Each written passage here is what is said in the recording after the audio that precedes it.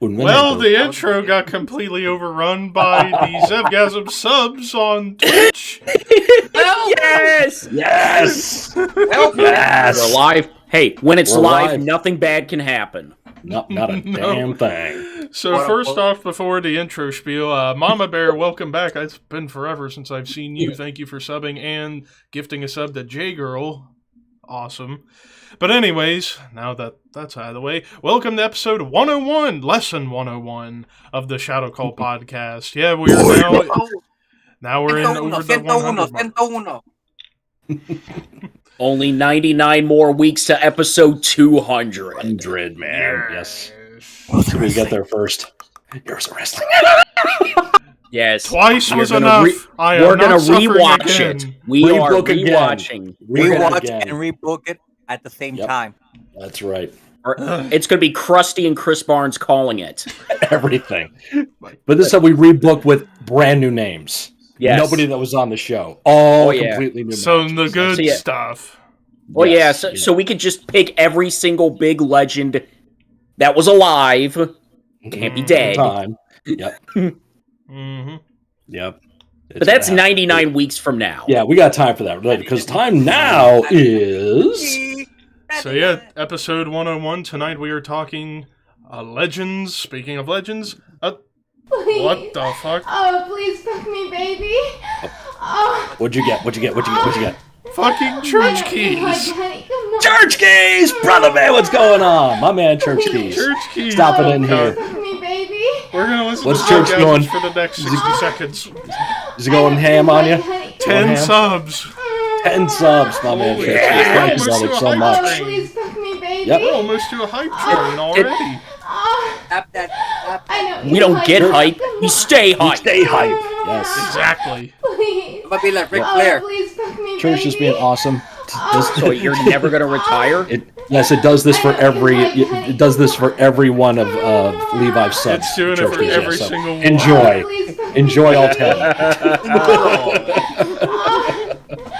I know. That's his channel, not mine. But thank you so much, man. Church Key's big supporter of mine on my YouTube and my Twitch. Fantastic guy, always supportive, showing love here today. So thank you so much. Somebody gift 100 subs. Don't go there. Don't go there. 100 subs. It's 101 episodes. What about 100? Oh, we're not doing that. Do not do that. Do not do that. Do it. You don't have to 100 bits. One time, maybe. Well, the bits is different. I forgot what the bits sound is. Oh, put her in the bag. I mean, no fucking lie. The night after we did that show, I had a dream where I said in the dream, "Ho, put her in the bag." I'm not kidding. I'm not kidding. It affected me that much. I dreamt it, and I was there. Please. How did it go again? Oh, And Church Keys just said. Oh, put him in the bag. I know. Oh, put him in the bag. So what's the topic tonight? And they ended. Yeah. Okay. If we can here get that. go. Thank you, Real quick. Phenomenal. Mean Metal Mike, what's up? He just gave me a good idea. How about adding the Chris Barnes sound effect? Maybe that will be a future change for one of the sounds. But anyway, so now that the Zevgasms are done, for now. They keep happening. So tonight, episode 101, we are talking, speaking of legends, a Legends reunion. Slamboree 1994 from WCW. So, after we did Spring Stampede, it was just natural. Well, we did Super Brawl earlier this year. Then Spring Stampede. Now to Slamboree, so it made perfect sense. So at some point, we got to do Bash at the Beach, and then Fall Brawl, and Halloween Havoc, and then Starrcade, maybe. Oh, do we have to do Starrcade this year? Well, actually, I may or may not be doing that Starrcade. Good, you can do it. Enjoy. Yeah, you can do it. You can do it. Take a bullet, brother. Triple, main. Triple, main. Brother, now, could you? But yeah, Slamboree 1994. So, Mama Bear just went broken Matt Hardy on me. I knew you'd come. That means two things. That one is also sexual. Oh, Mike, you got this one too? Nice. Yes.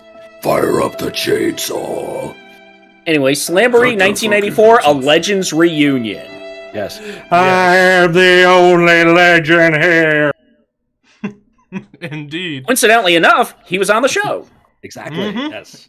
In more things than one. So, Slamboree 1994 from the Philadelphia Civic Center in Philadelphia, Pennsylvania. And, well, Mean Metal Mike, you going overboard now on me. Hello, Darkness. What's that? The Simon and Garfunkel. Oh, okay. It is that. Sound of Silence. Simon and Garfunkel, the one who is not Garfunkel. I Garfunkeled your mother. Garfunkel. Mother bag. There you go. So, if you Ricky, didn't get Ricky, that was a Ricky, Celebrity how- Jeopardy reference. Ricky, would you mind translating "Ho put it in the bag" in Spanish, please? Oh, God. Punta something. Well, there's a lot. There's puta, verija, pendeja, idiota. I'm about to bust. Shit, there's a lot. There's a lot. There's a lot. There's a lot. A lot of hoes in Spanish. Okay, cool. More than you can think of. Ah, cool.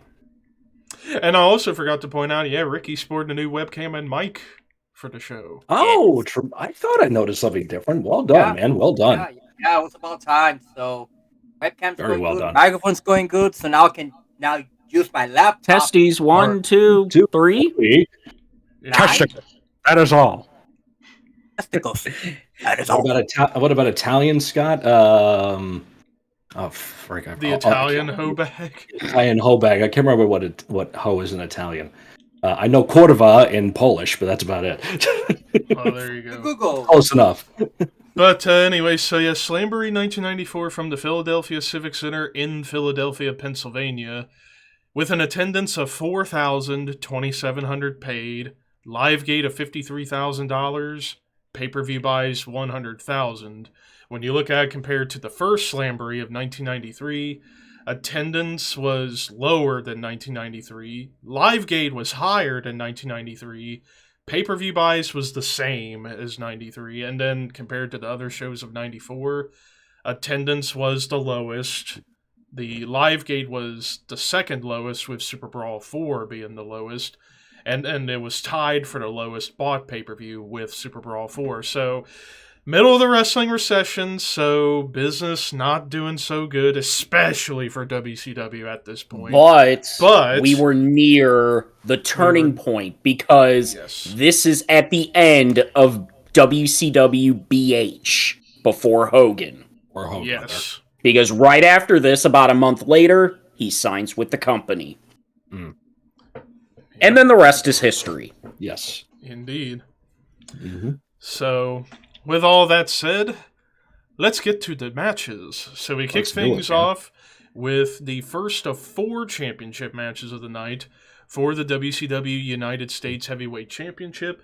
Champion stunning Steve Austin with Colonel Robert Parker versus challenger Johnny B. Bad, or as Bruce Buffer said, Johnny C. Bad. What does the C stand for? Or hey, pal. Champion, maybe?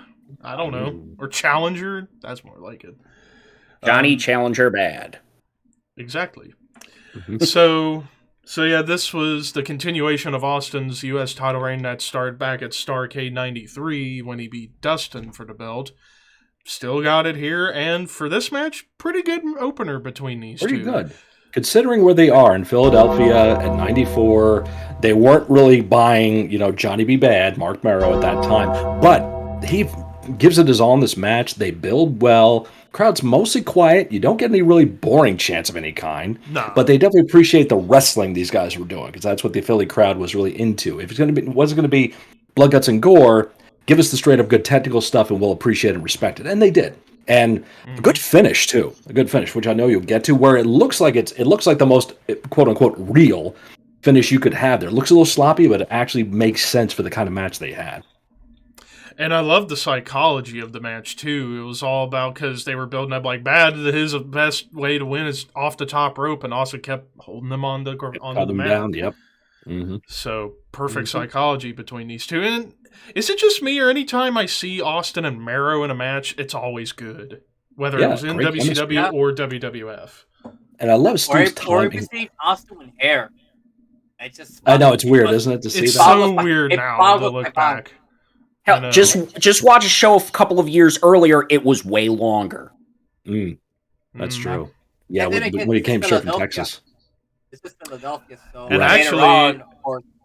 actually, fun fact, most people may not know, back in, I can't remember if it was 90 or 91, but Slayer did their Seasons in the Abyss tour and came through Texas, and Austin worked as a security guard at that show.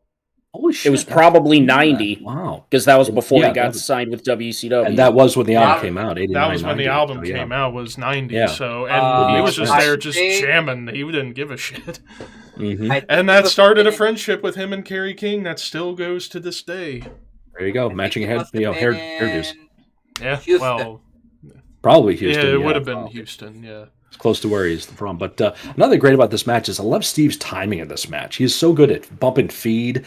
And every time he feeds, he's right there with Mark to get the right timing. There's like a cross body spot.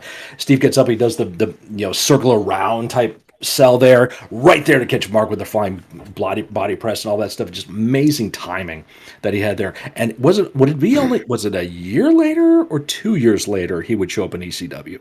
96. A year later. It was 95. A year later, 95. Okay, Steve Mania Run Wild a year later.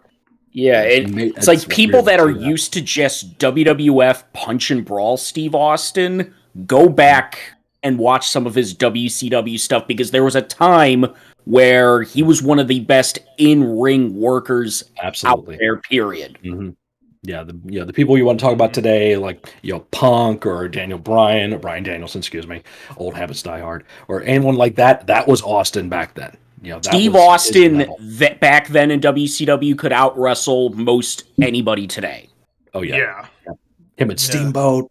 Just classics. Yeah, fantastic work there. So yeah, and you get to see it right here with this one. The crowd buys it all the way to the end there. Even with the finish, they love it, which you will get to now. How about I let you take that spot? Well, the finish comes up real quick. It's a weird transition that happens. Just the way they kind of collide there. It's a reversal of a pinfall. And the way Steve just kind of covers Mark Mero, it kind of shows like the desperation of the heel champion there. It's not clean. It's not like a big roll-up type deal, all stuff like that. It just gets on there, and there's 1, 2, 3, and he gets the win. And get the hell out of the ring. I win. I'm out of here. So, yeah, it really does well, and it helped get Mero over with that crowd, because, like I said, his character, the Johnny B. Bad character, was not necessarily going to get over in Philadelphia by itself, but they respected his work rate in this match because he had such a great match with Steve. So, yeah, so it's hard to pick a bad match on the show, in my opinion. And in the end, Steve Austin defeated Johnny B. Bad in 16 minutes, 12 seconds to retain the United States Heavyweight Championship, the longest match of the show. Yeah. Following that, we get the Legends ceremony, where insert legends coming out like Harley, Tully, Vern, Ernie, the Assassin, among so many others coming out. Luthez, no Terry Funk does not show. Yeah, Luthez, but no Terry. No Terry, and we'll get to the reason why later. I had a sick horse at home. I couldn't be there for the introductions. I apologize. Which, speaking of Terry, that brings us to match number 2, Tully Blanchard versus Terry Funk. The one thing I always found weird, Tully refused to be at Slamboree 93 because of pay. So he was here for what? For reasons? I don't know. Like that, he wouldn't do an original Horseman reunion, but he would come back here. 1 year later. Who knows? It's weird. Yeah. But it's still the match. the match was actually really good. Really good brawl between one of Tully's first matches in a few years. Mm-hmm. So he didn't really do much after his WWF run. No, because we know the story. He was supposed to go back, did the line of coke, did that interview, You're not allowed to come back now. Bye-bye. Terminated the contract. Screwed Arn over because he got signed to a lot less money and wound up teaming up with Ole again, which is a punishment in and of itself. So, yeah. And Tully had to go bye-bye for a while and work independence, go back down to Texas, and I don't know. This was before his infamous ECW run. Yeah. Where he had a match with Shane Douglas and the crowd turned around. Chanted, "We want bingo" at them. We want bingo. They had a 60-minute match that apparently was one of the most boring matches ever. Wow. Yep. And that was about a year after this. Oh, how the mighty have fallen. But this match here with Tully and Terry was really damn good. It was a fantastic match. Yep. And then we get towards the end where they are just wailing each other with shit, and then referee's like, I can't do this anymore, ring the damn bell. And in the end, Terry Funk fought Tully Blanchard to a double disqualification in 7 minutes, 15 seconds. So, actually, yeah, the shortest match of the night, and, well, there you go. I do have to ask, Terry, what was your thoughts on working with Tully Blanchard? The fact that I had to work a man from Texas, I was very happy about the fact I was working another man from Texas. But why did it have to be that man? I don't want to put Tully over because his daddy's a no-good lying sack of garbage, and my father would have spit and told him until he gave up and said, Uncle, Uncle, Uncle, oh, put him in the bag. Clip that. But getting back to the match, too, we have to recognize Hat Guy's in the audience, which Terry goes out and is totally cool with before the match starts, and then after the match, take the guy's hat, drops on the ground, drops on the elbow, and starts spitting it out. Terry's also working ECW at this point. Yes, right. The ECW's got their local TV sports channel thing going on. Terry's doing commentary. He starts wrestling there. So, and there's signs in the crowd for ECW. At this point too. So it's starting to get that swell of some kind of support. But I love this match. I think it was so much fun. And then after the match, Gene Okerlund interviews Terry. Why weren't you out there? Because I am the legend. And he just kept going and going and going to the point where Gene just had to take the mic from him just to cut him off to move on. And that Texas, was great. Mike, I like that. Texas bingo match. I like that. But moving on to 64, bang. And 29, bang. I hate to 69. What? I hate to break it to you, but there's been a bingo match. There has been a bingo match? Really? When was that? I'm trying to remember. I don't remember, but I know there's one. There has to be something out there. We have to Google it afterwards. Find it. Somebody Google it, please. Bingo match. But moving on to match number 3, and it's a non-title match. Larry Zbyszko versus Lord Steven Regal with Sir William. Lord Steven Regal's television championship is not on the line in this match. And yeah, I can't remember if Larry, I think it'd been about a year or 2 years since Zbyszko really was that active in the ring. Yeah, because he was a commentator at this point. Right. Yeah, starting to get into that spot. And after that hiatus in the ring, and comes back against Regal, and they put on a fantastic hell of a match. And this was right before Regal would actually win the TV title. No, Zbyszko would win the TV title from Regal. Ah, okay. This was the setup to that. Okay. Yeah, because Zbyszko still looks in great shape at this point, and the timing, the footwork these guys have with each other, just amazing how smooth they are. Larry's got that old school style stance too when he's in the ring. He just has a stance to him that you see a lot of the older guys have, where it's like, is he actually going to shoot on me right now? And Look who he learned from. Exactly, with Bruno and all the other guys that he's trained with in the past. So yeah, he just has so much knowledge of that, and Regal's right there with him, with the Billy Robinson lineage and everything else. And Billy Robinson worked AWA, and Larry's connection there and everything else. So just the timing. There's one that right near the beginning of the match there where it's Regal just takes one step forward and Larry, boom, out of nowhere gets an abdominal stretch. Just it's one fluid motion. He gets that on there. I'm like, how do I do that? Just amazing chemistry this guy's had. And a good finish. And a sweet finish, too. That made sense. And in the end, Larry Zbyszko defeated Lord Steven Regal in 11 minutes, 30 seconds. The move that was known in No Mercy on 64 as a Muken. MU-KEN. That was the name of the move. It's in the moves list there on WWF No Mercy on N64. That's the finish they used. So now we get to the middle match of the show. We get a bull rope match, a rematch from the month prior, Dustin Rhodes versus Bunkhouse Buck with Colonel Robert Parker. Now, we talked about their match last month for Spring Stampede and how that was an awesome fight. This match was a bit of a letdown. Not saying it was bad, it was decent, but compared to their match they had the month prior, it just too long. Fell. Yeah, it's too long. It was the middle match as far as length, almost 13 minutes. But yeah, it's the Bunkhouse match. That was a fantastic match, and it's like bull rope match. This could be better, and it really wasn't. Like, not bad. It was a decent match, but talk about a massive fall from the Bunkhouse match. But in the end, Dustin Rhodes defeated Bunkhouse Buck in 12 minutes, 47 seconds. And then post-match, the Stud Stable comes out and Terry gets involved, hits Dustin with the branding iron. And I forgot to mention, too, during his interview, when he explained why he wasn't out there for the Legends, brings up the classic quote, "That egg-sucking dog, Dusty Rhodes." Son of a carpenter. The son of a carpenter. The son of a carpenter. Son of a seventh son. Oh boy. Seventh son of a carpenter. Yep. But so now we move into the final three matches of the night. And first up, the second of four championship matches of the night for the WCW World Heavyweight Championship.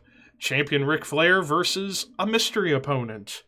Nobody knows who it's going to be, and then all of a sudden, out comes Colonel Robert Parker again. The guy was a busy sumbitch on this night.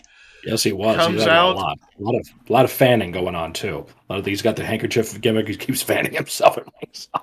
Yeah, and it comes out to interrupt Bruce Buffer Michael Buffer. I just realized I'm so used. Never mind. But comes out to interrupt him to say, "I got the opponent. It's Barry Wyndham." So we get Barry Wyndham. Now, in the build-up to this show, they were building up Flair's mystery opponent as a 6'7" blonde former world champion. They were teasing Hogan here. Yeah, they were. Yeah. Mm-hmm. And I mean, they were right on the 6'7" blonde former world champion, but not the one everybody thought it was going to be. Yeah. Mm-hmm. Yeah. And this was Barry's first match since dropping the world title to Flair at Beach Blast, the NWA title, because he had a knee injury. So he was out for almost a year. Yeah. But hey, he comes back here and he and Flair put on a really good match. Good match. Yep. Good. Not as good as the stuff they were putting on years earlier. In 86, 87, yeah, not that type of stuff. But, it's 7 years happens. later. And some of the guys, put a little bit on. So, can't go as much as other ones. But still, they're taking the big bumps and going out of the floor and beating each other up on the floor and doing all this stuff that you come to know from these guys. So they still had great chemistry in there. I never liked when guys would take the Flair chops at the beginning and no-sell it. Because Barry does that in this match. It's like, why are you doing that? Yeah, Sting doing it? Okay, I get Sting doing that. That's kind of his gimmick. Why is Barry no-selling?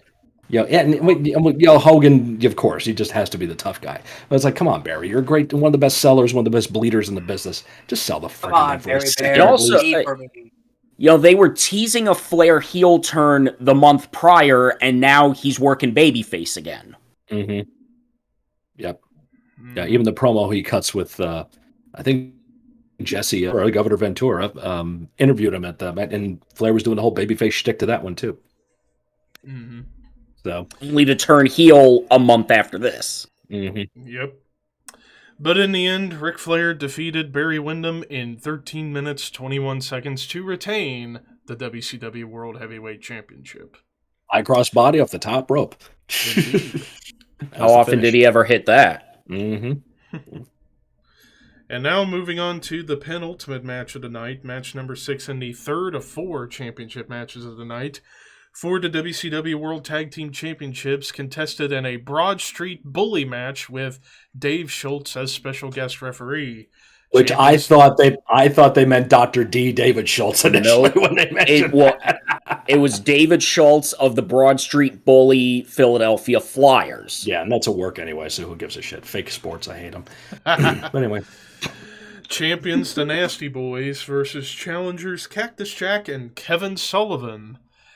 And wowee, were originally, though, this was supposed to be the Nasties versus the Sullivans, Kevin and Dave, because the Nasties they were taunting the then Equalizer. The Equalizer said he's going to bring his big brother, and then his big brother is Kevin Sullivan. It was the return of Kevin Sullivan as a babyface, which okay. Okay. And then Dave got hurt. Cactus Jack was without a partner because Max Payne, he might have been gone at this point. So you had Cactus, you had Kevin, you put them together as a team. Mm-hmm. Yeah. And then, wow, what a fucking match Crazy this was. Fucking match. Yeah, Craziness. This is ECW. This is a straight ECW match. And just thinking about it, with how the Nasties worked, and how a lot of their matches were wild brawls, it makes me think, how well would they have fit in ECW? I think they would have been a natural fit in ECW. They would have. Imagine in ECW at this time, Nasty Boys versus Public Enemy. That would have been a wild match. Nasties and Dudleys just 2 years later. That would have built, yeah. That would have been awesome. But, yeah, these guys just wailed the shit out of each other. And, of course, Foley going nuts, taking the headshots with the chair and through the table with the similar move Taker gives him off the Hell in a Cell, the toss off through the table. The flip bump. And foreshadowing? A little bit. Maybe a little bit. For 4 and years him and Terry are on him and Terry on the show, and a year later they would be in Japan for the IWA King of the Deathmatch tournament. Mm-hmm. Oh. Ooh. But yeah, and they just keep going nuts, and then at the very end, Cactus Jack and Kevin Sullivan defeat the Nasty Boys at 9 minutes 56 seconds to become the new tag team champions. And then post-match, Brian keeps trying to get at Foley while Sags and Sullivan were still going at it. Even after the match ended, they kept fighting. So Knobs and Foley were still going at it. And then out comes Max Payne. Comes out to make the save and hits Knobs. Or no, it was Sags. He hit Sags fucking hard in the back of the head. He hit Knobs. Hit Knobs in the back of the head with the guitar. And then Sags is left in a 3-on-1 situation, or 4-on-1 situation with Schultz, Sullivan, Cactus, and Max. And then out comes Dave Sullivan on crutches and wails the shit out of Sags with the crutch. I wanna be a Hulkamaniac. He had the same theme as Owen Hart. And just to see, yes, right. When you hear Owen Hart's theme and Dave Sullivan's theme, it's like it's the same theme. I wonder why. Oh, I got you guys a title shot. Yeah, baby, I got your title shot, baby. Yeah, just the fact to see Cactus, Max, David Sullivan, and Kevin Sullivan all stand there with their arms raised in the crowd cheering. It's just weird. It's weird. Now let's also hit this time frame. When is it during this tag team title run or another one where Jack goes to ECW for that? It was during this one. This was his only belt in WCW, which is shocking. Yeah. Because he went to ECW, did the promo, threw it down. Yeah, and then that's pissed off Flair. Yep, and that's the that would end up being Scott Hall's title belt. When the Outsiders were the tag titles, because Scott Hall always had the one without the plate. That plate was Cactus's belt. Yep, so he threw it down and broke off. Yep. the first belt, it's the first championship that Cactus Jack has ever held, and people think it's about time. Yeah. But before we get into the main event, let's rewind to the start of the show and talk about what was supposed to happen here in the main event. So, what was supposed to happen was the WCW International World Heavyweight Championship match. It was going to be Rick Rude versus Vader. This was going to be setting up the big Rude going babyface, anti-hero babyface, going after Vader because of what happened the month prior at Spring Stampede when Vader and Harley cost Rude the match against Then Sting. one of the Saturday nights afterwards, Rude hit both Vader and Harley with a chair. So like, holy shit, he fucking laid into that. And it was with one of those wooden chairs. Ooh. And to a huge babyface pop. And cut it's an eye for an eye. And then you get the Sting Rude rematch at Wrestling Dontaku for New Japan, where you get the infamous Sting dive over the top rope, lands on Rude. Rude's back hits the corner, and that's the end of Rude's career. Mm-hmm. Yeah. Yep. So, and then leading into this intro of the show, Nick Bockwinkel, the commissioner at the time, coming out to show the footage of that match, saying that Rude was disqualified because of the over-the-top rule, which still 1994. Why? Well, the only reason they did that, the only reason they did all of that was to try to, get the belt off of Rude because Rude actually did win the belt back. Yeah. And it was vacated, and they explained all that. Mm-hmm. But they had to explain it somehow, so yeah, over the top. Yeah. Any excuse they can find, man. Yeah, so in the beginning, Bockwinkel has the big gold belt and says that, I want to give it to Sting. And Sting comes out and he's like, no, I don't want to be handed the belt. I want to actually win the belt, and I want Vader tonight. You got it. Interesting story about this was when Eric Bischoff was trying to get the belt back from Rude, they went to the trunk of Rude's car, the belt, and there's a gun right next to it. Yeah. Oh, God. Mm-hmm. That's true. But we get in the main event for the vacant WCW International World Heavyweight Championship, Sting versus Vader. And again, these two no strangers to one another. The Classic chemistry matches. with these two. Yeah. Mm-hmm. And then we get the match here. Another great match. Can you name a bad Sting Vader match? They never had one. They never had. Their worst one was probably just very damn good. Mm-hmm. And yeah, this match, fucking great match. Not as great as some of the ones we've seen in the past, but still an awesome match. Or after this. Because they had one at Fall Brawl just a few months later that was really damn good as well. Yeah, and of course, early in the match, Vader takes the headpiece off, and they just go wailing at each other. And seeing the spot that impressed me was Sting doing the vertical suplex on Vader effortlessly. I think people often forget how strong of a motherfucker Steve Borden was back then. Mm-hmm. Yep. To get Vader up, only he and Davey Boy were ever able to really get the Vader to keep him up there, because we know Leon's helping him there in some case, but you got to have a lot. That's of base. 450 pounds right there. Yeah, to hold it up there. Yep. No matter what cooperation there is, gravity is fucking undefeated. Mm-hmm. Yeah. It's one thing just to take the guy up and over. Anybody can do that to get him to stand. Flair does it with Barry in their match too, and you see Barry get right up in that vertical position for him. Rick holds him there for a couple of seconds, then takes him over. Rick's a strong dude too. Yeah, at that time. Power lifter before he got in the business. Mm-hmm. Chicken legs. Who has seen the pictures of Rick right at the start of his wrestling career, an 300 bulky motherfucker, yeah. Rambling Ricky Rhodes, that whole thing there. So yeah. Before Dusty told him, no, be your own man. No, baby, it's only one dream, baby. Be yourself, man. That's all you got to be there. That's right. So Rick Flair, P. Tier Griffin. Yeah, Peter Griffin. Damn it. Ah, crap. Crap. Hey, does anybody have any? Anybody have any SPF 50? I'm very Irish American. Sting versus Vader. Good match. Good finish. And ends with yet another moment of Harley fucking shit up. Hits Vader with the chair, leading to Sting giving the big splash off the top rope. 1, 2, 3. Sting defeats Vader in 13 minutes.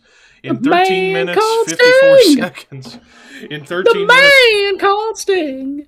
He does this. He does that. He's as quick as a cat, and he'll hit you with a bat.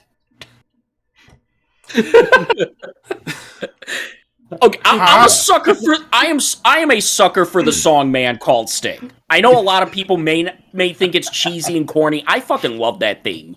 There you go. But in the end, Sting defeated Vader in 13 minutes 54 seconds to become the new WCW International World Heavyweight Champion, the Big Gold Belt. So overall, go ahead. Really good show. Max, yeah, it was a really good show. Mm-hmm. Yeah, I was bringing it up before we started. Can I get a hoya? Sound Oh yeah. Anyways, so Sam agrees. Oh yeah. Oh yeah. But I was bringing up before we went on live that I'm going to make the statement right now. I would say in terms of what is the most underrated WCW pay-per-view, this is a contender for that because nothing bad on this show. Like everything was decent to outstanding on this night. They were really aware of their audience for this show. The live Philadelphia crowd. They gave the Philadelphia crowd what they wanted to see. And it's a lot of brawling. There's good technical wrestling too. There's nothing really fancy about this show. It's straightforward. 6 matches? 6 or 7, was it? 7 matches. 7 matches. I mean, for a pay-per-view, that's relatively short. But they loaded up with good content, with good matches and a lot of brawls and giving the people what they wanted to see.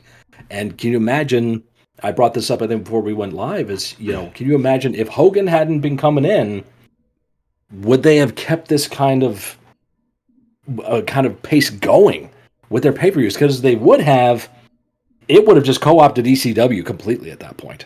And ECW would have been looked at as the copiers of them at that time for 94. That's the way it would have been presented and it would have been looked at. Yeah. Because, the perception would have been totally different there. Because, I mean, after all, prior to Hogan coming in a month later, I mean, they kept momentum going. Like, pretty much almost all the pay-per-views WCW put on in 94 were really good shows.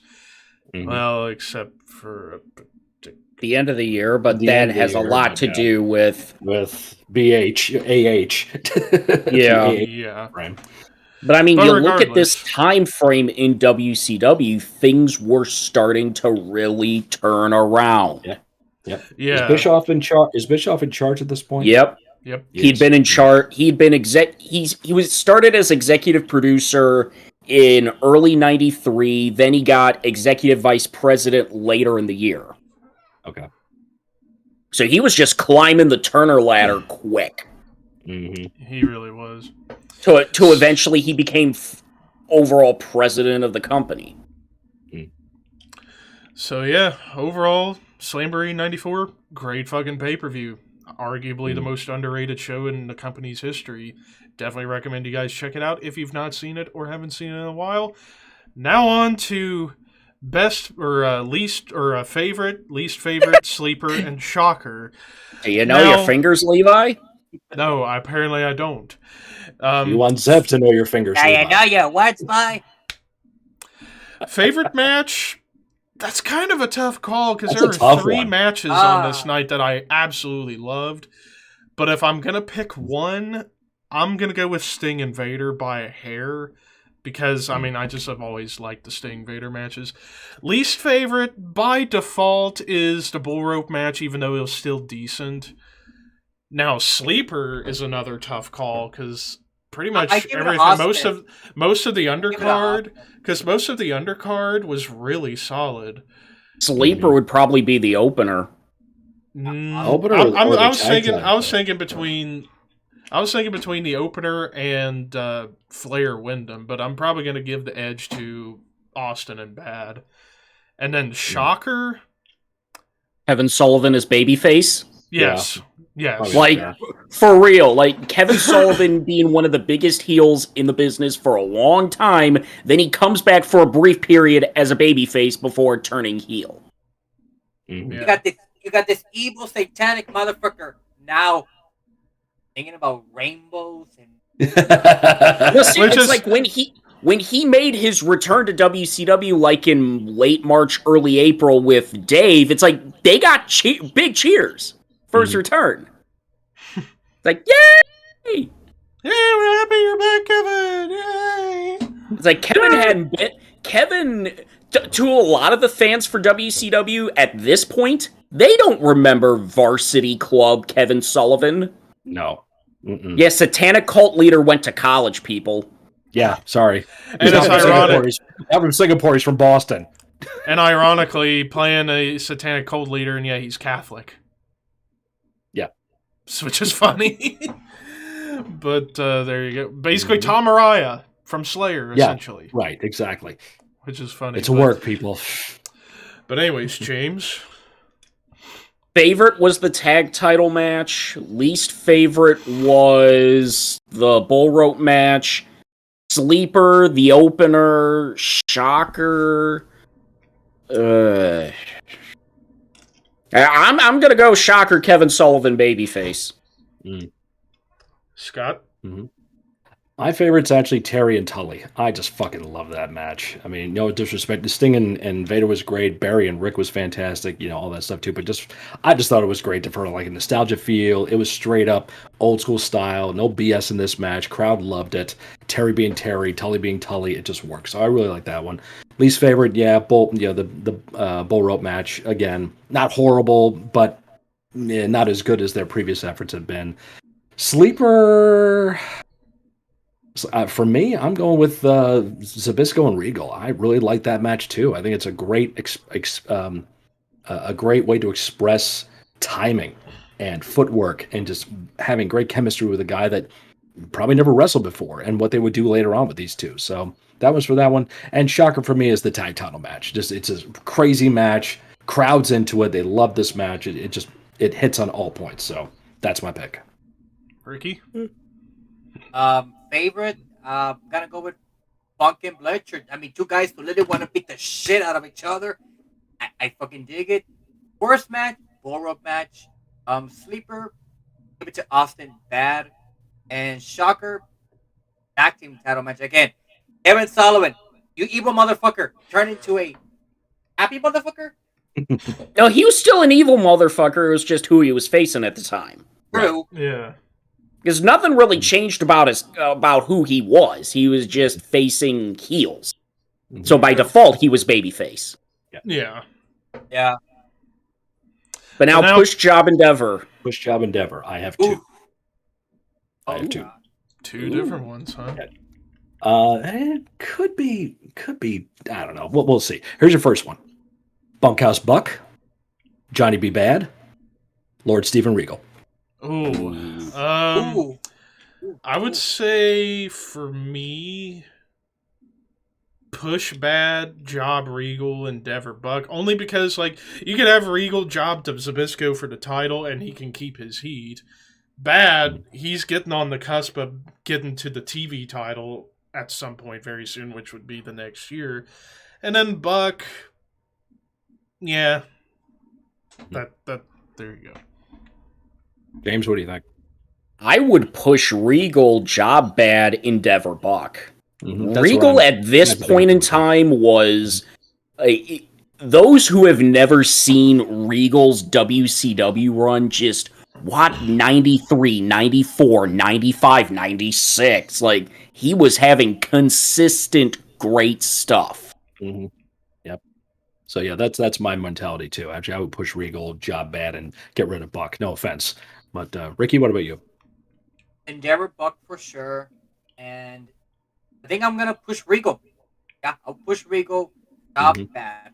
Job Bad. I'm shocked that Regal never made it past TV title. Like, he could have been a really damn good U.S. champion. Oh, yeah. He was never going to be world champion, especially after Hogan and stuff came in. But a U.S. champion?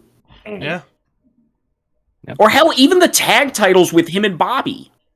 I'm shocked that the Blue Bloods never won the tag belts, especially with all the investment they put into forming the team. Like, they never put the belts on them. So what's the second one? Oh, you evil motherfucker. Oh, no. Oh, no. You're not going to like this one because it's stupid. How stupid are we talking about here? Kevin Sullivan and the Nasty Boys. So you got to push one of the Nasties. You don't have to. You can keep them both. But Oh, God. Push Kevin Sullivan for sure. I'll push him. Now who to fucking Endeavor? Job Bryan and Endeavor Sags. Gonna piss off Hogan, bro. Yeah. But you never want to.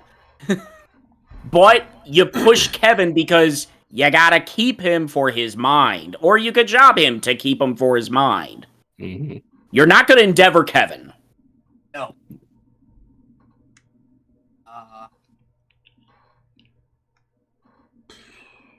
This is why Jerry Sags, world champion. Push Sags. Sags beats Flair and Sting on the same night to become the undisputed champion, baby. He's Jericho. The unified 91 and 94 belt and the big gold belt. Chris Sags. Yeah. Chris Sags. We go from Jerry Jericho. Jerry Jericho. And then we feud Sags and Knobs over the world title heading into Starrcade. And then Hogan turns on Knobs, teams with Sags, forms the NWO. Yes, we're going. Speaking All of in Nash, never multiverse, people. All in Nash multiverse. Yes, in some alternate universe, Jerry Sags was WCW champion. Yes, I mean, hear this out. Frank Gotch, Lou Thesz, Ric Flair, Hulk Hogan. Jerry Sags. He's the Paul Roma of world champions. There you go. If you know, you know. You know. Yeah. Hey. Stupid one too. So I could have been easier. I could have said like Sting, Vader, and Flair. Oh God! Now see that one's actually kind of hard. Yeah, you push Sting, you job Flair, and you get rid of Vader. Yeah, I would endeavor Vader because he can go to Japan. Yeah, exactly. And he never gets to lose to Hogan. So, did it matter? In the grand scheme of things, did it really matter? Really? But anyways, so this week in wrestling, folks. This week in wrestling. Well, there's a Double or pay-per-view nothing. Double or nothing. Double or nothing? Sure. Not seeing it, so don't know the setups of the matches. I might not see it either. There's You have Adam Page versus Punk for the world title. Yep. Just put the belt on Punk already. Yeah. Mm-hmm. I mean, Turn him heel. they're going that. It seems like they might be going that route. Oh yeah, it was inevitable. Because you have Kingston, MJF, and Hangman see through Punk's bullshit. So why not go the route of he's evil? Somebody pointed out on Twitter that every time Punk won a world title, he's become evil. Like when he won the Ring of Honor title, the Summer of Punk. When he won the World Heavyweight title, Straight Edge Society. The 434-day reign as WWE champion, him and Heyman. Mm-hmm. Why not go there? Mm-hmm. Yep. And then speaking of Punk, James, won't you tell the world what he fucking said? Oh yeah, there was some article that he said that he was wasted in WWE. What the fuck? And you know that basically his run could have been a lot more than what it was. But basically, I was wasted even though I was WWE champion for a year, faced and beat all the top stars, was a top merch drawer, but I didn't main event WrestleMania. So that's the sticking point. My entire career is negated by that one fact. I wonder if Phil is having a little fun with people with this interview. Because it doesn't sound like he would actually believe that, honestly. Probably just missed the marks. Maybe, so I think it's just, I think, what do I know? But I think he might just be playing with people about that. And if he is going to turn heel, he knows that's going to start festering and help add to the... He can use that right. as heat. Yep. Yeah. Because then if he wins the title, the next week, he's going to come out and say, you see this? This means I was completely misused in that other place so many years ago. But that would get him cheered. That would get him cheered there, but it's going to piss off the WWE fans, and it's going to make them want to tune in to see what he says next. So, marketing people. There's always an ulterior motive. What else has happened? Charlotte and Andrade finally tied the knot. Finally got married. Yep. Congratulations. Let's see who was there. Yes, wonderful for them. Rey Mysterio was there with his wife. Nia Jax was there. I think she was in the wedding party. Apollo Crews was there. I've seen some of the I know pictures. WWE and AEW's Twitter both sent out congratulations. Yep, they did. Yep, they showed respect there. So again, because they all know each other, people. The wrestlers are all friends. They all play games together. So it's like, this isn't the 80s where they're going to the bar, and bitch about the business and then find rats all night long. They're all in their hotel rooms playing freaking PS4 and PS5 all night long. Dude, you get the new game? Yeah, you want to play it? Yeah, come on. Seth Rollins and Kenny Omega. Hi, honey. Dearest baby, okay? What the fuck are you two doing? What's a shite? What's a shite? Maybe I want to play the game too. It's not what it looks like. That's a great. It's not what it looks like. It's not what it looks like. You've got controllers in your hands. No, they're baby monitors. Yeah, baby monitors. Yeah, see. Oh, I can hear the baby right now. I'm holding the baby. Yeah, I can hear it in your arms right now. See, I can hear it right. Get in my belly. Okay. Oh my God. Great, she's gone. Tekken 2? Yeah. Best of 10? Do it. So, I learned this week that apparently a rumored member for Judgment Day got released, and that was Harland. They were thinking about putting Harland in the group. Because I guess Edge was pushing for him to get in, and now he's gone from the company. Oh, yeah. I have heard that rumor as well, that he was being considered for that. Money in the Bank venue has been changed. Yes, that's another... that's a big story. Changed. The stadium is not happening. They are moving it to, it's like MGM. a civic center. It was the MGM Grand. Yep. Which holds... I think, a better idea. Go ahead, James. When they announced that Money in the Bank was going to be at Allegiant Stadium last year, I'm like, what? Why? That even shocked me. Look, keep Rumble, Mania, Survivor Series, and overseas stuff in stadiums. You're not going to do a B pay-per-view in a stadium. This is kind of part of Nick Khan's, vision for trying to upgrade the pay-per-views, which are not pay-per-views anymore, we know that, but the major events to stadium settings, which are not going to happen. But apparently, they weren't going to sell out Allegiant Stadium, but they had already sold enough tickets that were more than the MGM Grand holds. So there's people that bought tickets to Allegiant Stadium that got refunded, and now they have to buy new tickets for MGM. They may not get one.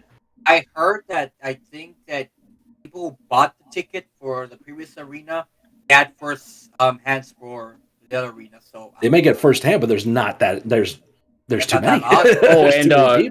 Speaking of Punk, he took a pot shot at this on Instagram, posting like a WrestleMania 7 poster and something about I guess another bomb threat. Another bomb threat, LA Coliseum. Yeah, that whole thing. Yep. Yeah, of course, because wasn't it going to be in Chicago? Wasn't Money in the Bank going to be in Chicago, or is that a different pay-per-view? I know they changed one venue for a pay-per-view. Might be Hell in a Cell is in Chicago. Okay, all right. Yeah, Hell in a Cell, which is this coming up soon, actually. Last year? Week from Sunday? I think it was last year or something like that. They had a pay-per-view going in Chicago, and they changed it. But I forget which one it was. But bottom line is the Allegiant Stadium for Money in the Bank not happening. It's going to MGM, so that's got to be the deal with that. And Cody Rhodes comes out on the throne that he broke. Matter of fact, that was the clip that people. It was on This Week in Regret from Brian Zane. He did the update on that, and the clip he showed when he made the announcement was Cody doing that to the throne. It was like, nice. Comes out on a big giant poker chip. Yeah. Bingo card, giant bingo card. Which, according to Mike Hayes, he did post in the chat here that he Googled it. There was a bingo match for a South Florida promotion, which ended up with a DQ. Looked like a backyard promotion, though. Yeah, it sounds a bingo match ending in a DQ backyard. Very backyard, yeah. South Florida, yeah, backyard. Yeah. Sasha and Naomi aren't getting paid for their suspension. Suspended with pay, without pay, yep. Yeah. I guess it's a thing. I don't know. Not getting their contract pay, not getting the residual royalty pay. What are we talking about here? You know, I guess they're suspended without pay. That's the whole thing. Their merch was taken off a WWE shop as well, so they're not getting merch. That's immediate. Now they'll still be retroed back. It's because it's not going to get paid up right away. You get paid now what you made like 2 months ago. So I'm thinking they're still entitled to that money because they were under contract at that time. So they should be allowed to get that. Anything that was made as of the day they walked out, they're not going to get. That's usually how contracts work. I could be wrong, but that's usually how it works. You know, the pay-per-view, deal was that you didn't get your WrestleMania pay-per-view till like 6 months later because there's a whole lot of chunks that need to be taken out of that pie before you finally get your payoff. You got to divide it all for everybody. Mm-hmm. Like to explain this, Levi, you may have had this. I've been fortunate to have this too. If you have a Twitch payout, if you get donations and so forth and subs and bits on Twitch, same thing on YouTube. If you get donations and super chats and so forth, whatever you make till the end of the month. You don't get that right away. It takes another like 2 to 3 weeks before you get a payout. So there's stuff that has to be generated, and fees and taxes, all that stuff are taken out before you get your slice. For a major promotion like WWE, there are months in between when it happens, when you earn it, and when you're going to get it. So. Yep.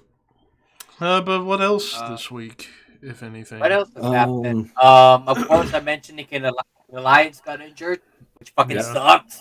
Yep, sucks hard. Oh, yeah. That's what she said. You're welcome. I was waiting for somebody. It's a hamstring injury. Hamstring injury. Tremendous. I mean, honestly, she was my pick for the tournament. We know. And for your tournament, yes, we know. She was probably gonna win that tournament. Mm-hmm. Yeah. Set her up to come back as a heel if she wanted to, so she could be pissed off about it. But she'll be moved up to the main roster. Too early. Too early. Yep. Too soon. Yeah. Wait. Give her the NXT title first. Give her a Roman the NXT title.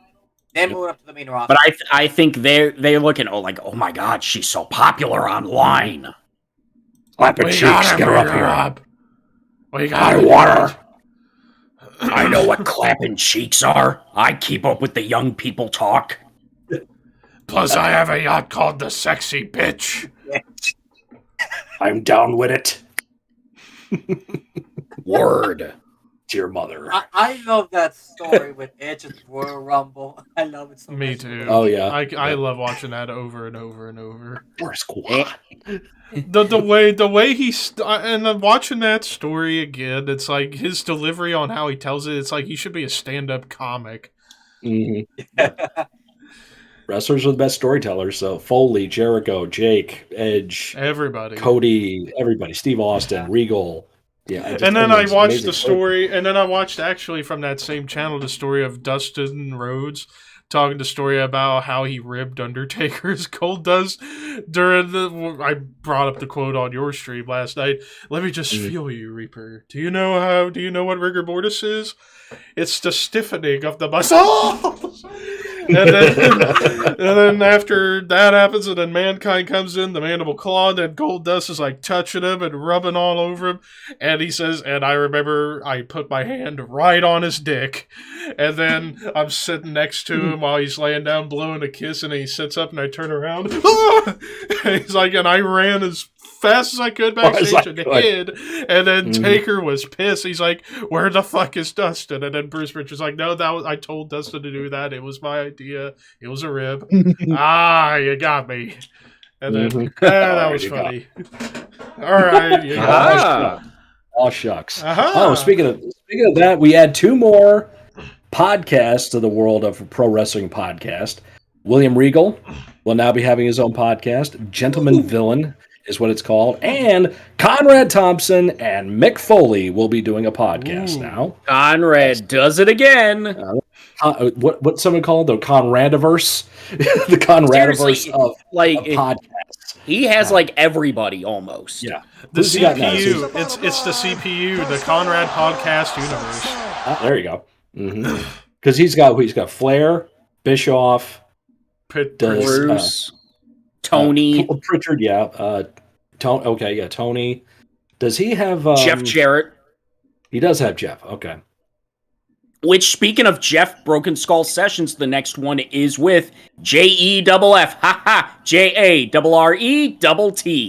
Ain't I great? Which, knowing the history between those two, this one should be really interesting. It's going to be interesting. And if you've seen the picture, it's Steve looking at the camera and Jeff going. Yep. Because they know everyone wants to know what's the deal. Like, that promo you cut in October 25 years ago. God, what was that about? And then, of course, the whole thing of Austin refusing to feud with Jeff, which I look at that whole thing, it's like, I don't blame Austin for not wanting to work with him. And there was probably also heat between Austin and Jerry. From years before. Dad. From Memphis. The Nutrisystem territory. Everybody went there and lost weight. Right. Remember when we start working with WWF guys, you got to get off of the drugs and all that stuff. You can't be doing that stuff. And as Dutch Mantell said, Jerry, the way you're paying us, we're not even on food. Yeah. It's like you almost paid them to work there. Yep. Yeah. Please give me some McDonald's, God damn it. Give me some fucking chicken nuggets. I mean, the stories Austin tells of the early days when he was working, he basically was eating tuna and raw potatoes. Potatoes, yeah. Got a sack of potatoes and raw tuna, and that was what you had. I mean, even until he made enough that he can go out and buy something like a McDonald's burger, even. Remember when Metallica, the early days, on a good day, they could eat at their local McDonald's? Basically, the band Anthrax gave them a toaster oven so they could cook stuff, and they would eat a can of soup, and that was their dinner early on. That was their dinner. And it was basically a crack house in Brooklyn. Yep, Jamaica Queen. Wrestlers back then actually paid their dues. Yeah, they did. The loser's lunch, bologna on hand, because they couldn't afford white bread. King Diamond talked about the first time Merciful Fate came to America. They were touring. They didn't have any fucking money. They had basically $2 to live on. It was basically like a pack of cigarettes and a donut, or a pack of cigarettes and an ice cream sundae. And they actually had to go to loan sharks to get money to survive on the road in their first tour in America. So it's not all happy times. And dude, check out King Diamond Official on Twitch, because Livia, King's wife, went live yesterday and King was on. Ooh. King was on a Twitch stream. So you got to say hi to him, ask some questions and all that stuff. So it was pretty fucking cool. Well, Merciful Fate is touring in Europe right now. They're going to be doing some tours, doing some shows there. So, and Livia goes live and she hangs out there. She talked to all the other members of the band on there. Hank was there. New bass player Joey. I can't remember Joey's last name, but he's the bass player. Yeah, that might be. I don't know. But so King was on there with their son Byron, named after David Byron of Uriah Heep, which was King's big hero. So, he was like climbing over everything behind their background there too. So, it's pretty cool. It's Joey Vera from Fate's Warning and Armored Saint. That's it. Thank you. Okay. Great choice. Mm-hmm. Yeah, Mike said Black Sabbath. Bill Ward said starting off they ate poor man's hamburger meat. That doesn't shock me. Yeah, we'll survive on the road, man. Yeah, back in those days. Just like wrestlers. Back in my day. Back in my day. Cartoons were better back in my day. Or wait, back in my day, we used to say, back in my day. Oh God, now I gotta do the whole shtick now. Wait, I gotta remember how the whole shtick went. Carol, I've discovered MySpace. The dislike bar is the size of Justin Bieber's tallywhacker. Wait, how the hell do people know how big Justin Bieber's windwhacker is? Penis enlargement? Carol, get the checkbook. I can't turn the damn thing on. It's like my wife. For those of you who don't know what I'm talking about, check out Grandpa Buskus versus the Internet from Toe Buskus like 10 years ago when he was big on YouTube. That joke always got me, talking about the penis enlarger pump. He's like, I can't turn the damn thing on. It's like my wife. It was like, talk about a burn and a half. Going off topic, the whole Metallica thing. Do you remember, Levi, when Dave Mustaine talked about when he was kicked out of Metallica, that he was in a hotel or somewhere that worked and then fucked one of the people there? Or they gave him probably would have been like a record chick, like a record store chick, because he did that all the time. He did that all the time in his early days, like in the late 70s and early 80s. Yeah, he couldn't buy stuff, so he went to a record shop and hit on the record store chick and banged her, and he gave her pot and she gave him albums, and that's how he got Iron Maiden and Motorhead early on. Yeah. Because he fucked a lot of chicks back in those days. Did Mustaine nail like Hammett's girlfriend? Probably wouldn't shock me. I think he did. Wouldn't shock me if he did. Yep. But it is what way off topic right now, but yes. Yeah, but still. Wrestling. So. What else is happening? What happened? Angry Grandpa versus Terry Funk. Terry Funk. Damn it, Mike. Damn it, Bobby. I'm about to bust. I'm about to bust, you sorry son of a bitch. Ring the bell, and I mean Zev, ring the bell. You know, speaking of ringing bells, that just made me remember something. Easy for you to say. That just made me remember something. Ding, a ding. match on Raw 8 years ago, right before Mania 30, where Orton and Bryan had a no DQ match. And I'm sure you guys know what I'm talking about, but for those who don't know what I'm going to say, they had a match on Raw like a month or two before Mania 30, and it was a no DQ match on Raw. And at one point, Orton used the kendo stick on Bryan, and a fan's yelling, "Ring the bell, damn it! Ring the bell!" And Orton's looking at the dude like, "Ring the bell? Are you kidding me? It's no DQ! Ring the bell! There's no bell to ring!"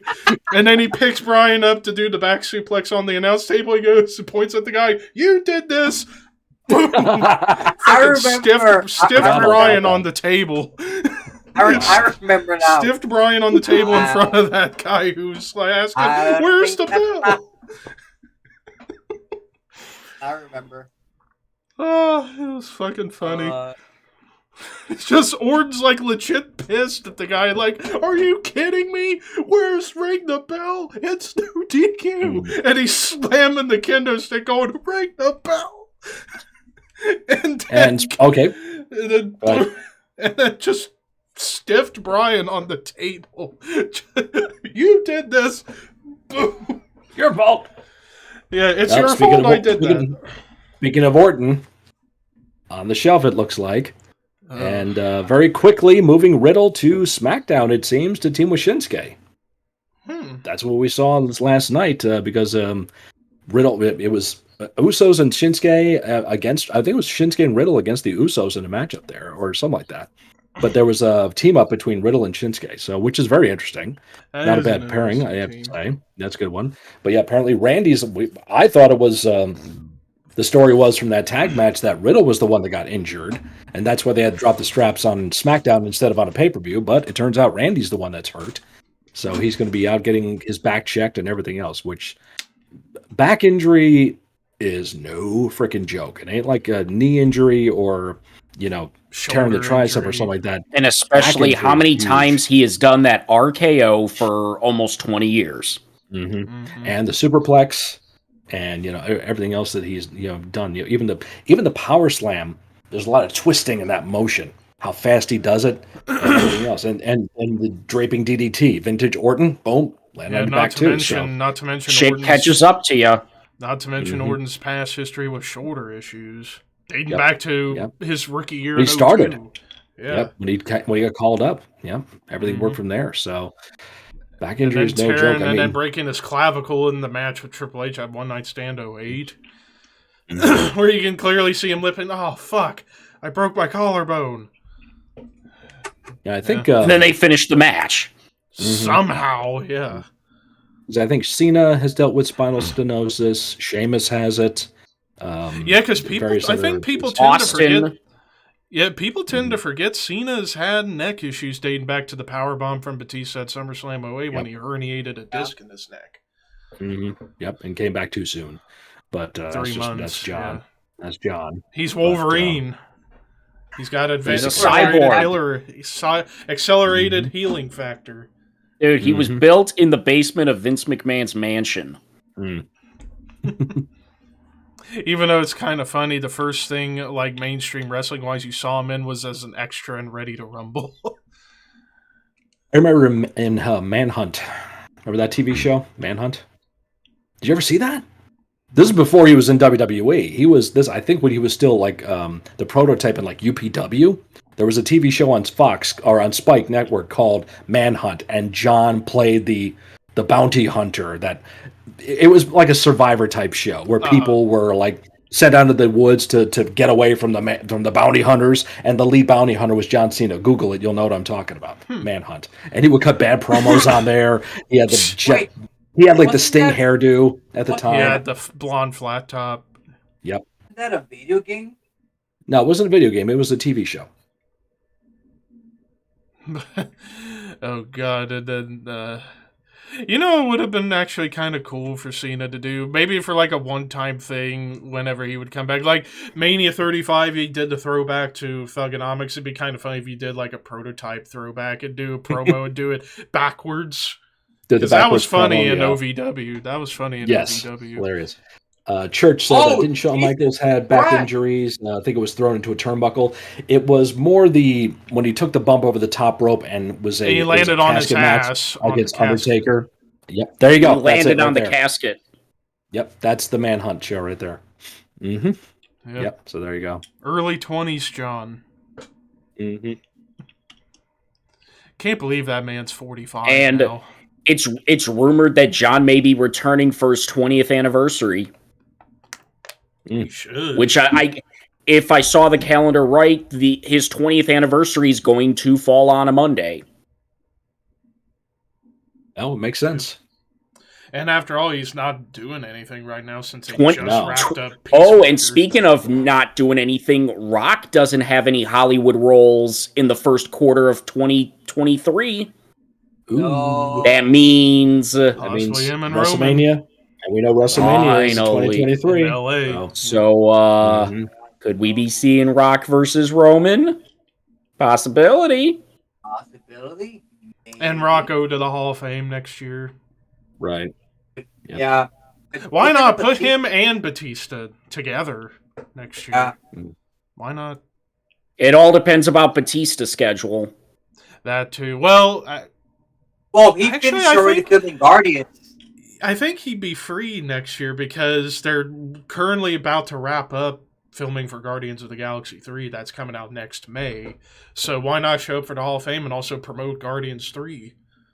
And they also wrapped up filming for the Christmas special that's coming out this year to set up that movie, which I can't wait for that special. That's going to be fun. Just watch Batista just act awkward again. Die, blanket of death! I'll do you one better. Why is Gamora? I have the ability to be invisible by standing perfectly still and not make a sound. Hi, I Drax. can see you. Damn it. But they won't. It's just like, damn it. I fucking love Batista as Drax. He's so funny. Let's see. Churchkeys asks, who was the one at the last WrestleMania where someone hit their head on the turnbuckle cover? I don't remember of anyone doing that. I don't remember that either. Last WrestleMania or? Yeah. I'm not sure. I don't remember of anybody doing it at that WrestleMania. Are you talking about Lashley? When it was Lashley and Almost? Because Almost did that big avalanche to Lashley in the corner, and Lashley's head whipped back and hit the post. Yeah. But I don't remember if that was WrestleMania or on Raw. I think it was did WrestleMania. Happen. I do remember now. Okay. I think it was. So that must have been it. There you go. That was it. Yeah. Favorite hornswoggle moment. JBL throwing the trash can at him at WrestleMania. In the Belfast Brawl. That's it. That's the one. Actually, that turned JBL babyface to me. Actually, I'd say him taking the big flip bump off the top of the ladder the with Green Bay plunge Kennedy. from Kennedy. Green Bay plunge from Kennedy. I was there. Yeah, there you go. Yeah. Mm-hmm. We need a shirt, a Shadow Kvlt shirt. I was there. I was there. And each of us has like the biggest event we've been to. Like James is Mania 23, me Mania 30. Scott, what would it be for you? 29? Take your pick. But and then Ricky. WrestleMania 11. Yes. WrestleMania 11. I'll do that one. Yep. And then Ricky when Joe debuted on Raw. Night after Rumble 2017. Yeah. One of these things is not like the other. One of these things just doesn't belong here. Ricky, don't forget, you get Levi on how many bands you've seen live. You know. Yes, I do. Oh yeah. Which, Mister, when are you gonna go see a band live? We've been dying. Dude, when are you gonna go out and see somebody? You're not a real fan until you see him live. Aww. Man, that would hurt me. I apologize. Lord, I apologize right there. But I can say one thing, and Leo will hate me for this. I actually saw Napalm Death, and they were fucking amazing. I've seen Napalm twice. Fuck you. Hey, Levi, get your head out of your ass. Zip's ass. I would not want to get my head out of Zep's ass. Be parked there all night. Hey, Levi. Hey, Levi. Hey, Levi. Hey, Levi. Hey, Levi. Hey, Levi. Hey, Levi. Hey, Levi. Hey, Levi. Dude, we're live. Get up. Get the fuck up. Stop laughing. Get up. Stop laughing. Get up. I was trying so hard to not die right there. I can hear you laughing. I was trying to contain myself right there. Oh. All right. What other topics are there? Yeah, Church. Yeah, they are doing Hell in the Cell in Church Keys is actually in Illinois. So yes, they're doing Hell in the Cell in Chicago, all state. That's Small next building. Sunday. Next Sunday. Yeah. Sold out. Do we know what has been set up so far for this show? I don't know. Cody and Rollins. Cody and Rollins. They're doing a triple threat for the Raw Women's title: Becky, Asuka, Bianca. Is that a Hell in a Cell match? I don't think it's so. a normal triple threat, and then two on one handicap match: Lashley versus Almas MVP, and Ezekiel versus KO. That's all so far. Just 4 matches. The only Hell in a Cell matches. Cody and Seth. And that's fine. You only need one. Quite frankly, this pay-per-view should be named something else. Yeah. Or just get rid of it altogether. Get rid of the pay-per-view altogether. Yeah. Let's drop the gimmick match pay-per-views. Yeah, TLC, Extreme Rules, Hell in a Cell. Let them die. Mm-hmm. And just only use those matches whenever the feud warrants it. Yeah, Money in the Bank. Drop it. Don't need it. Mm-hmm. Let Money in the Bank either go away for a bit or put it back to being at Bring it back at WrestleMania. Yeah, put it back in there. Why Which not? still pains me. They were going to at Mania 28 before Barrett got hurt. Worst WCW botches. Sid's leg. End of story. Yeah. Snap, crackle, pop. Mhm. Rice Krispies. Oh my leg! Holy crap! Insert Fred the Fish going, my leg! Mm-hmm. Well, because Johnny Ace told him he had to expand his offensive repertoire. Mm-hmm. Yeah. They push him to do that kick off the second. Go up your asshole, you motherfucker. And then they finished the. I think Steiner and Jarrett were still fighting him or some shit. Something. Yeah, it was like. And his leg is dangling there. Yeah. One of it's going this way and the other's going that way. It's a swinger. And then they replayed it on Nitro multiple Oh, times. yeah. Like, what the hell? I got a strong stomach with stuff like that, but that's one I cannot watch. I cannot watch that happen. I mean, those kind of things don't bother me particularly. It's just But like, other ouch. WCW botches, Shockmaster. Shockmaster. The Yeti. That was funny. Yeah. That's funny. The Yeti. Now, if we get Fucking WWE, Yeti on one botches. side, the Giant on the other, making a Hulk Hogan sandwich. Which, yeah, doing that Oh deal. my god. Now, WWE botch. WWE I would botch. say the most painful WWE botch would be Mercury's face breaking. D'Lo dropping draws on his head. Yeah, Yeah, too bad there's no footage pretty of brutal. it that we've seen. Why would you even It's want to probably- see that, though? I want to see I mean, that. not that I want to. It's just there's just not been anything. Well, it's probably deep in the vault somewhere. Another situation like that, the dude that took the rocker dropper on his head and got paralyzed. And then he That's just sued. gone. Sued the company and got a settlement. Okay, how about funny botches?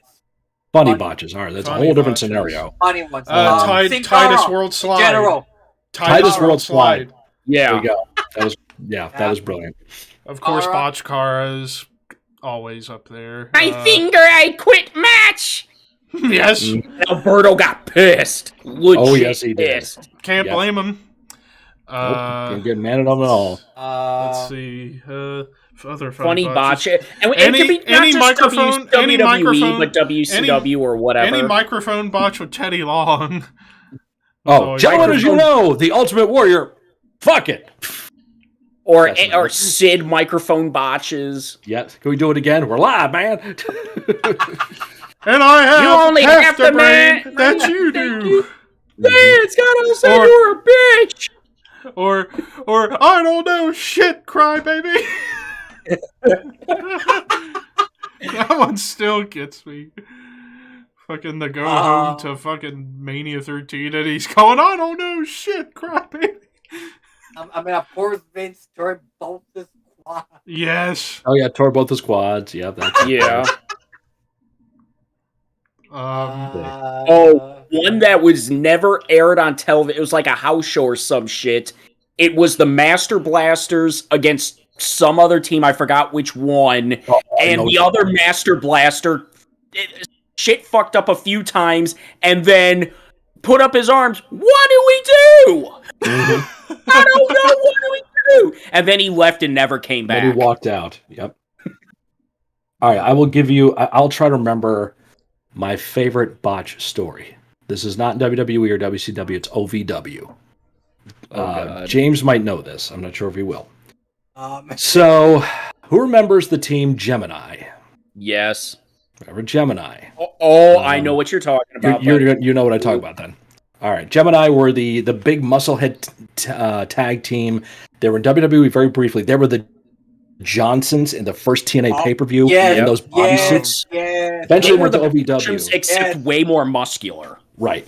Yeah, it was like the power couple. You know, the power twins in WCW. They're kind of like that. Where they look like they are a genetic product. They are exactly alike. Okay, and we can't stress enough. They look exactly alike. They are wrestling in OVW against Nick Nemeth, Dolph Ziggler, before he's Dolph Ziggler, and somebody else. I can't remember who. Now I'm going to try to remember this story properly. Shane Twins is what they were also known at the time. Shane Twin number 1 is in the ring with one of the Babyfaces. Shane Twin number 1 hits the Babyface. The Babyface bumps over and tags Nemeth. Nemeth comes in and hits Shane Twin number 1 with the clothesline. Shane Twin number 1 stands there, doesn't know what to do.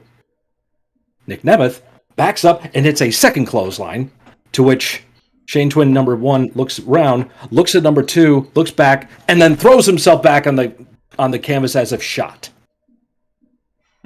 Shane Twin number 2 comes in. Shane Twin number 2 grabs Nick Nemeth. Other Babyface grabs Shane Twin number 1.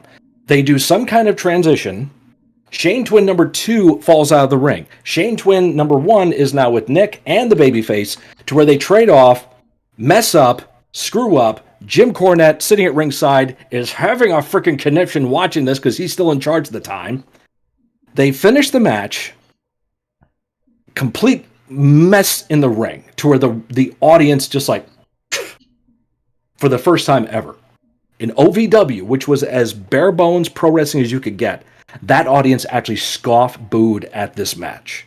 And that was huge for Jim Cornette at the time, who was still in charge.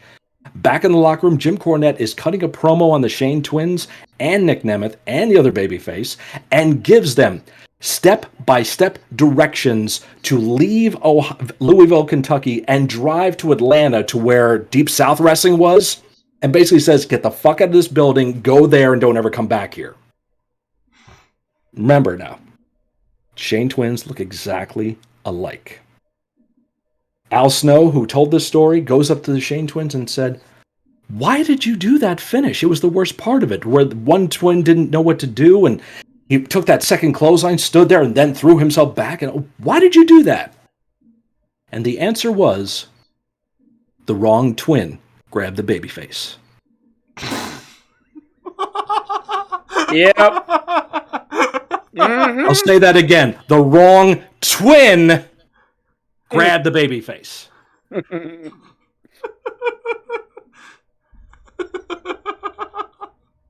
What the hell? Yeah. So that's my favorite botch story. And Al told that story to demonstrate the mentality of wrestlers nowadays. Because when they screw up, they don't know how to counteract. They don't know how to cover. Because they plan everything out, start to finish. Well, if Shane Twin 1 and Shane Twin 2 look exactly alike, the audience doesn't fucking know which one's supposed to do the spot. So why doesn't the one in the ring just do the spot anyway? Because the wrong twin grabbed the Babyface. Oh my god. I've seen several things like that on shows. I've seen guys screw up in the ring where, like, you know, so and so was supposed to be here and wasn't there, and they make it obvious. They make it obvious to the audience that they screwed up. But nobody knows you screwed up unless only you knew you screwed up.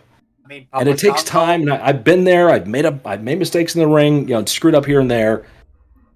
Nobody knows except you. So you just don't sell it. You just move on. So don't try and redo it. No. Because if you try and redo it, then the fans know. They pick up on it even more now than ever. You know, and that's where you get the "you fucked up" chants and everything else. Botchamania. Yeah, Botchamania. Yeah, Mafu just becomes a legend. Yeah. Church Keys does mention, I remember in Chicago we had a shock jock radio host, Man Cow, and I remember Man Cow. People were calling him the day after Owen Hart died, and they were telling him wrestling was fake. You can hear Man Cow's anger trying to explain to people on the radio live it wasn't fake. Yeah, Man Cow was a friend of Raven's. They were buddies, and so I think Raven's been on his show several times. He was like friends with the ICP, so James, you must know him.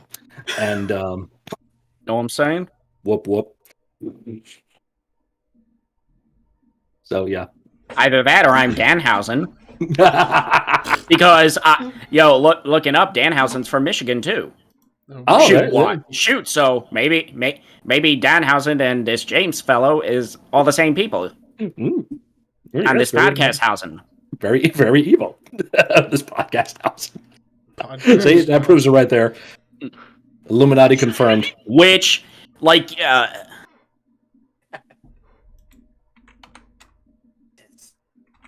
Oh, it's Michelle. M-E-A Shell. Is there anybody out there? Wife's not feeling well, so I'm checking on her there. I'm trying to remember, I was trying to remember a funny botch story. It was during the classic Simon Gotch shoot interview where he just buries the shit out of Enzo Amore. Enzo? Mm-hmm. Talking about the one time, like, asking Enzo, can you take the inside out bump? Oh yeah, I can take the inside out bump, no problem. And he goes and DDTs himself. Yep. Mm-hmm. I mean, that whole part of that interview is just legendary. Oh, yeah. But it's like, the thing of it is, you only know Simon Gotch for Barry and Enzo. That's it. Yeah. That's it now. Mm-hmm. Yeah. Yet Enzo's still doing work. Yeah. Yeah. Because he's in MLW now. Mm. Dude, he's fucking jacked. Yes. Yeah, which is insane. It's like I look back on Enzo, it's like, yeah, not a good worker, but he could talk. He probably would have been better. And that's all you need. If you are charismatic as shit, you can get away with being an average worker. Mm-hmm. But going back and just thinking about like how many times he fucked up and lied about, hey, I could take this, and he can't. Probably would have been better off just being a manager instead of being in the ring. Mm. So that way that shit didn't happen. Like, of course, the infamous concussion he got at, Payback 2016, when he fucked up the spot, where he clips the rope to make it look like he does a dab on the rope, and fucking whiplash so hard he cussed whiplash, himself. and then he had to cut the match. Yep. Mm-hmm. Yeah. Broke his leg when he wore boots. Yes. So then he just started wearing shoes. Like, that's gonna help. Yeah. But, honestly, I can't think of anything else, so I guess we'll call it there. So, on the business. So, real quick, update on the upcoming schedule. So, starting next week, we're into June. Next week, we're talking ECW One Night Stand 2006. ECW. Kinda. ECW light. ECW light. Then the week after that's the third and final top 10 John Cena list. We're doing top 10 John Cena feuds. Then the week after that is our review of the first TNA show from 2002, 20th The day anniversary. before the 20th anniversary of the company. Yeah. Which is also the night of Slammiversary. Oh. Yes. Mm-hmm. And then the final week of June, UWF Beach Brawl. Yes! It's gonna be a fun Oh, night. yeah. Drink now. Herbie cookies for all. Herbie cookies for all with the special dust on them. UWF Beach Brawl. And then The Tully Blanchard dust. I I bet you Tully and Herb had a lot of cookies. A lot of cookies. Mm.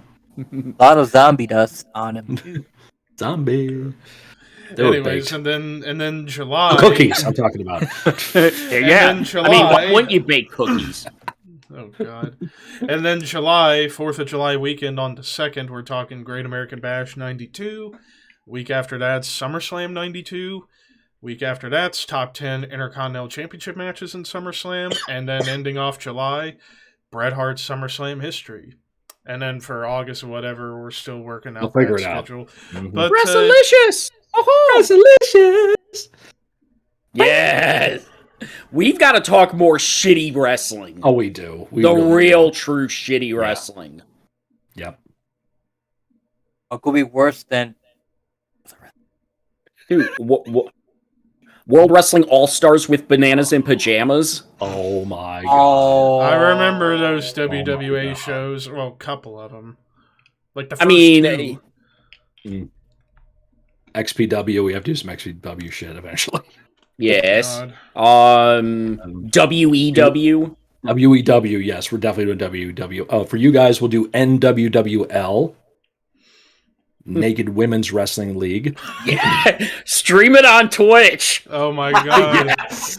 Fuck TOS. I'd probably have to create a fake OnlyFans account and stream that shit. Yes, a fake OnlyFans account. Thrash Maniac 98. 98. They'll never know. Thrash Maniac 69. Wait, that's already taken. What? Huh? How dare they? Speaking of wait a minute. Speaking of that, we have not checked in with Herb Abrams' ghost lately on Twitter. Oh Has god, anybody checked into that? And any activity on Herb Abrams' ghost? That's been a while. God damn. We created this freaking thing and Zach took the initiative, made it happen, so we have to acknowledge it. Yeah. There we go. By the Herb way, Abrams' Zach, if you are watching, why the fuck haven't you been on the chat? Yeah, what the hell, man? Where you been? You blowing us off? You big leaguing us, dude? Come on, man. He's 3 for 3. I think we're the only ones that follow him anyway. He hasn't tweeted since April 27th. Hey, Tony Khan, can you bring my stash back to my gravesite? Jesus. Oh my god. But before we go, it's plug time. Kicking things off with Ricardo. You can find me on my Instagram at @RarkaramanMerugan. You can find me on my Twitter at HorrorMaster18. And you can find me on my YouTube channel at HorrorMaster, which I just uploaded a couple of days ago. My latest prank on Nazareth. And stay tuned for the next one, which I'm probably going to do on probably either Metallica, Iron Maiden, or Judas Priest. And you can catch me in the Horseman podcast, which, breaking news, Horseman is coming back tomorrow. I will get there. Yep. Mm-hmm. Scott. All right, you can find me on my YouTube channel. It's Mr. Scott, or it's Mr. Scott Reacts nowadays. You can also find it under that. And I will be hitting my 3-year anniversary tomorrow on YouTube, and my latest video drops tomorrow. Reaction to the Japanese metal band Nemophila doing a cover of Whole Lotta Rosie from AC/DC. It won a poll on my community tab, so that's what's happening there. That's tomorrow morning, 9 a.m. Eastern Time. It goes live, so please check that out. You can find me on the Necrocasticon podcast. We talk horror, metal, and more. My buddies Yorwalt Ball, who, by the way, was out with the family tonight. That's why he couldn't be here tonight. But as always, we send our love to Walt and the family. And my good brother, Tom Clark, my other good brother, Skip Noviak, and my very good brother, Dan Roberts. We all have fun on the Necrocastion. Comes out to you every Monday live. Follow us on Twitter to get the links on that one. Thursday nights for Thrill Me Thursday. You find me on Twitch jamming out there. I had a lot of fun this past week. Big thanks to everybody that stopped in there and showed a lot of love and support. Friday nights lately, I've been going live on YouTube, doing little live YouTube streams like Make Me Choose and Ask Me Anything, all that fun stuff. I had fun last night with the wife. She was on there with me. That video is still up on my YouTube channel. And Saturdays, that's where you find me here. So Twitter, you find me at It's Mr. Scott. Instagram, TikTok, all that cool stuff. You find me there. And find my TeePublic merch store and get yourself some cool It's Mr. Scott merchandise. That'd be so cool if you did. James. Find me on my YouTube at We Are Pro Wrestling, where I just finished my AJ Styles TNA retrospective with the Claire Lynch episode. Mm-hmm. So other stuff that happened, but Claire Lynch. Easy there, cowboy. Claire Lynch. Hey, you know what? It took almost 5 years of doing this shit to finally get to it. But coming this month is going to be episode 200. I'm not going to say what it is until it happens. So subscribe to me on my channel. Got a lot of stuff planned for the rest of this month and the rest of this year. So subscribe to me on my channel. Follow me on my Twitter at WAPW_wrestling. And 100 away from 10,000. 100 away now. And 9.9. So subscribe, follow, do all that stuff. Indeed. Subscribe to me on YouTube, ThrashManiac99, if you haven't already. The latest thing I posted was my Morbid Angel album ranking, which, if I thought my album versus album video skyrocketed, the Morbid Angel rankings truly skyrocketed. It's almost at 900 views in 2 days. Yes. And I've gotten a ton of comments on that video, and thank you all, by the way. So yeah, as far as what my next discography ranking is going to be, it's looking like it's going to be Metallica. So I get to dissect my favorite band of all time. And yeah, I'm probably going to get shat on for my opinions on Load and Reload, but who cares? I love those albums in their own ways, so... Anyways. Rank all the wrestling albums. Oh, God. Yes. Oh, man. We'll have to do that. We'll have to do that on here. That would be a task. Top 10 wrestling albums ever. I'm a real American. Aisle Driver. Aisle Driver's got Demolition on it. End of story. Intent. Anyway, WWF Anthology. End of story. So yeah, that was that. As far as what's coming up, tomorrow I plan on finally doing the review of the new Decapitated album. Still am hesitant about it, considering I've not been the biggest fan of their recent stuff. But I've already been hearing good things about it. Hell, Thralls of Metal gave it 5 out of 5, so it's like, okay, that's going to give me a little bit of hope, but we'll see. Also, tomorrow morning, Horseman Podcast finally is back after 3 months. And what an episode.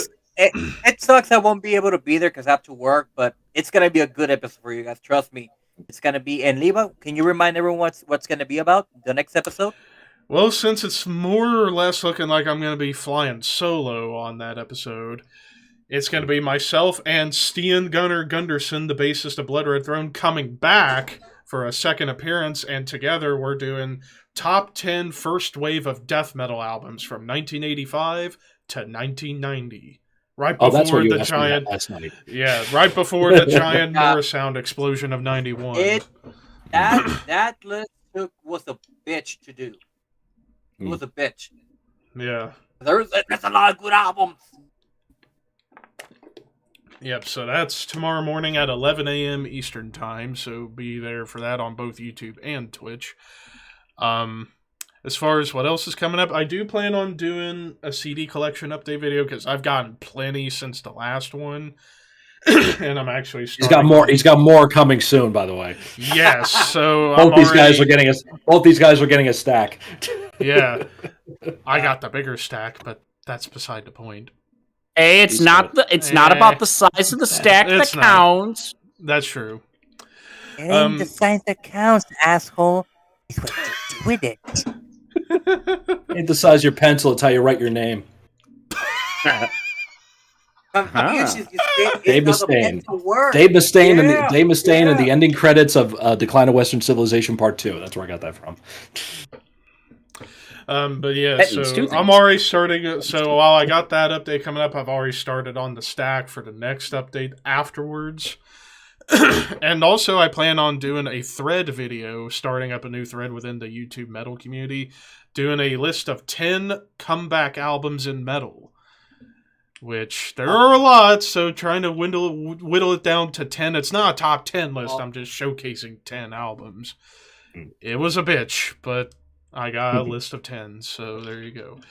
But that's on the YouTube side. Meanwhile, you can follow me on Instagram at ThrashManiac_YT, where I'm almost to 600 followers. And then finally, subscribe and or follow me on Twitch at ThrashManiac99, where fucking right at the beginning of the show... Everybody click subscribe. See what happens. Yep. Oh my gosh. Well, I think Church Keys took care of pretty much most of my fan base getting subs. He usually does that. He really does. Well, then again, one time somebody named Cool2427 gifted 31 on a stream. That was a wild. 31 Stev Gasso. That was insane. That was back in October when that happened. On a random gaming stream I was doing with buddies, but oh Jesus. Oh shit! Oh shit! Church just dropped 5 more. You're one of them. And I'm one of them. He hooked me up. What a guy. Please. Church just waits. He waits like a silent slayer. He's just right there with the button. Just say my name. Say my name. Click. Hey, my goddamn name. Yes. Oh, please fuck me, baby. Acknowledge me. Acknowledge me. Yes. Acknowledge Church Keys. And you make Levi go fetal. Oh, please. He's bowing down to the king. Oh, hell. Bow to me faithfully. Adrenaline. In my soul, please Levi fuck me, coming baby. up through the floor. I know you like honey. Come on. Oh God. That's crazy. I love that. Hey, I mean, James can sing. James, you forgot whoop whoop. Hey, You know what I'm saying? hey, James can sing. Scott and I can play guitar. Levi can play bass and drums. There you go. You go. Yep. No, Scott's playing bass. I can do both. Yeah. I can sing in drums. There you go. Yeah. Tremendous. And Allison, say goodbye, subscribe, or be cursed. Cursed. I feel like I'm gonna have. I feel like tonight I'm gonna be dreaming of Zevgasms all fucking night, and it's gonna be happy and sad at the same time. Same time. Oh, put him in the bag. Hey, hey, Right there, right there, Hey. right there. That's right. That's Hey, right. don't call Hey, Levi's imaginary woman a hoe. All right, sorry. She's I apologize. a paid prostitute. A prepago. Y'all know what that is. I'll fucking love you forever. All right, we got the point too. This is not this is the content you wanted, folks, right? Behind you, Levi. She's showing you her goodies. God damn, kid, come on, get those shit out of your eyes. Give me that Zeb Barrowinger's bitch's phone number. I want to know what her crotch smells like Helen Hart or not. Stop laughing. Stop laughing. Stop laughing. I said stop laughing. See, you're laughing. I can tell you're laughing right now. See, you're about to laugh. See, you're laughing right there. See, he's laughing. There you go. For the Shadow Kvlt podcast, this is everybody. And, Yeah, and 101 is done. And for the Twitch side, we're gonna do a special raid to our boy DK, who's Dang, back on DK. streaming after doing a DK's tour. live. Yep. So, and he just got started live. So there you go. There you go. So Perfect go timing. follow him or sub to him if you haven't Yep. already. Type whoop if you whoop in haven't the comment followed, section. What the fuck? Yes. Yes, put whole bag in the comments. Type whole bag in the comments. put him in the bag. Oh, put him in the bag. We're out. Bye.